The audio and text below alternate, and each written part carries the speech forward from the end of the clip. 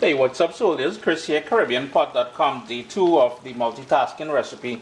If you recall, yesterday while I was cooking, well, you're saying it yesterday, but while I'm cooking that carrot rice there, I'm also doing those beans. Very simple, not a Caribbean recipe, but stay tuned, you're going to want to check this one out, man. This bean recipe is so simple, it's not even funny. All you need is a couple tablespoons of butter.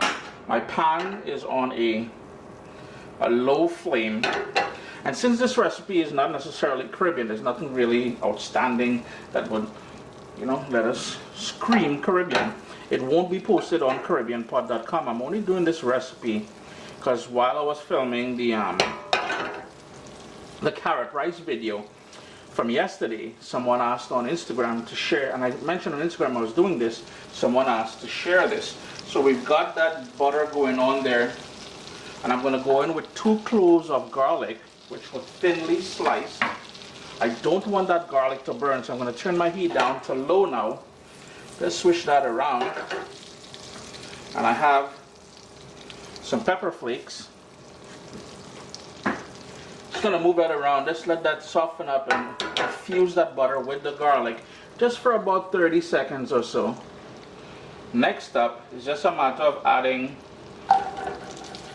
your washed and trimmed beans. I'm going to turn my heat up to a medium low.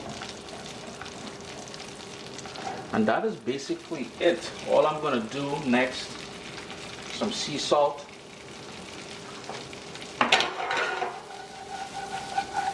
I just want to mix everything together and let that go 5-6 minutes.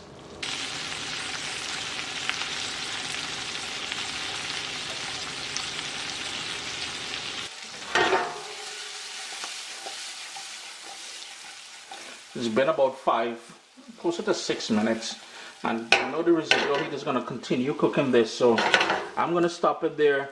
You can cook it a bit longer. You can add some more salt if you want. It's totally up to you. Chris here, CaribbeanPot.com. Always a pleasure to have you guys here in the kitchen with me. If you missed that carrot rice video, I'll link it at the end here. But enjoy, man. Quick and simple. My little baby is here. We've got cookbooks, guys. WestIndianFoodCompany.com. Get your copy today.